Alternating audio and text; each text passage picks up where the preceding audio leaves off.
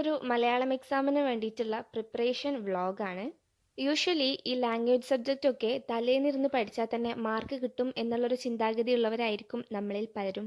അതിൽപ്പെട്ട ഒരാളായിരുന്നു ഈ ഞാനും. പക്ഷേ തലേന്നിരുന്ന് പഠിക്കുമ്പോഴാവും മനസ്സിലാവുക ഒരു 2 ദിവസം കൂടി കിട്ടിയിരുന്നെങ്കിൽ നന്നായിട്ട് പഠിക്കായിരുന്നു എന്നുള്ളത്. അപ്പോൾ ഞാൻ പറഞ്ഞു വന്നത് ഒരു മോഡൽ എക്സാമിന് വേണ്ടിയിട്ടുള്ള പ്രിപ്പറേഷനാണ് ഇത്. നമുക്ക് നോമ്പിനാണ് എക്സാം.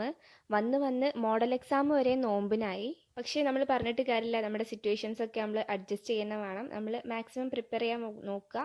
അത്യാവശ്യം പരിമിതികളൊക്കെ ഉണ്ടാവും. നോമ്പാകുമ്പോൾ നമുക്ക് വെള്ളം പോലും ഇല്ലാണ്ട് നമുക്ക് അത്രയും വായിച്ച് പഠിക്കാനൊക്കെ നല്ല റിസ്ക് ആണ്. പക്ഷേ എന്നാലും നമ്മൾ പഠിക്കാൻ വേണ്ടിയിട്ട് നോക്കുക. അപ്പോൾ ഇന്നത്തെ വീഡിയോയിൽ ഞാൻ കുറച്ച് മലയാളം പഠിക്കാൻ പറ്റിയ സ്റ്റഡി ടിപ്സ് പറഞ്ഞുതരാം. വേറെ ഏതൊരു സബ്ജക്റ്റിനും സ്റ്റഡി ടിപ്സ് പറഞ്ഞു തരാൻ വേണ്ടിയിട്ട് ഞാൻ ആയിട്ടില്ലെങ്കിലും മലയാളത്തിൻ്റെത് എനിക്ക് ഉണ്ട് എന്നാണൊക്കെയാണ് എനിക്ക് തോന്നുന്നത്. അതെന്താന്ന് വെച്ച് കഴിഞ്ഞാൽ മാഷാ അല്ലാ കുറച്ചായിട്ട് മലയാളത്തിലൊക്കെ A+ ഉണ്ട്. അതിൻ്റെ ചരിത്രം മാറിയത് എൻ്റെ 10th-ലായിരുന്നു. 9 A+ഉം എനിക്ക് 1 A ആയത് മലയാളത്തിനായിരുന്നു. അതെന്ത് സംഭവിച്ചു എന്നുള്ളത് എനിക്കിപ്പോഴും അറിയില്ല. അപ്പോൾ മലയാളം പോലെയുള്ള സബ്ജക്റ്റ്, അതായത് ലാംഗ്വേജ് സബ്ജക്റ്റ് ഒക്കെ നമ്മൾ പഠിക്കുമ്പോൾ നമ്മൾ മാക്സിമം ബുക്കിന് നല്ല പ്രയോറിറ്റി കൊടുക്കുക. ടെക്സ്റ്റ് ബുക്കിന് പ്രയോറിറ്റി കൊടുക്കണം. പിന്നെ നമുക്ക് എന്തായാലും മലയാളത്തിനാണെങ്കിലും ഇംഗ്ലീഷിനൊക്കെ ആണെങ്കിലും നമുക്ക് നോട്ട്സ് ഉണ്ടാവും. അതായത് ഒരു ചാപ്റ്ററിന് റിലേറ്റഡ് ആയിട്ടുള്ള ക്വസ്റ്റ്യൻസ് എല്ലാം ഉള്ളൊരു നോട്ട് നമുക്ക് ഉണ്ടാവും സ്കൂളിൽ നിന്ന് തരുന്നത്. അതെന്തായാലും വായിക്കണം.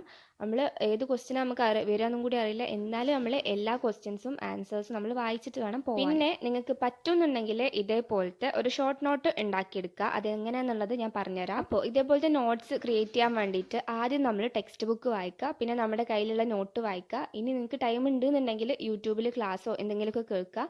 ഇതിനെല്ലാം കൂടെ നമുക്ക് കിട്ടിയ കുറച്ച് സ്ട്രൈക്കണായിട്ടുള്ള വേർഡ്സ്, അതായത് ആ ചാപ്റ്ററിന് റിലേറ്റഡ് ആയിട്ട് എന്ത് ക്വസ്റ്റ്യൻ വന്നാലും നമുക്ക് എഴുതാൻ പറ്റുന്ന ആ ഒരു ചാപ്റ്ററിൻ്റെ സമ്മറി പോലത്തെ ഒരു സംഭവം നമ്മളെ പോയിൻറ്റ്സ് ആയിട്ട് എഴുതിയെടുക്കുക.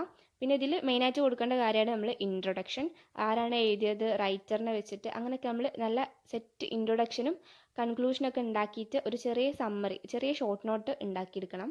ഇത് ഭയങ്കര യൂസ്ഫുൾ ആയിട്ടുള്ളൊരു കാര്യമാണ്. ഞാൻ കുറേ കാലമായിട്ട് ഫോളോ ചെയ്യുന്ന ഒരു കാര്യം കൂടിയാണ്. എന്താണെന്ന് വെച്ച് കഴിഞ്ഞാൽ നമുക്ക് ഇപ്പോൾ എക്സാമിൻ്റെ കുറച്ച് സമയം മുമ്പ് നമ്മൾ ക്ലാസ്സിൽ നിന്ന് റിവൈസ് ചെയ്യാൻ നമുക്ക് ഈ ടെക്സ്റ്റ് ബുക്കും നോട്ട് ബുക്കും എല്ലാം കൂടി വായിക്കാനുള്ള ടൈം എന്തായാലും ഉണ്ടാവില്ല, വലിയ ലാംഗ്വേജ് സബ്ജക്റ്റ് ഒക്കെ ആകുമ്പോൾ.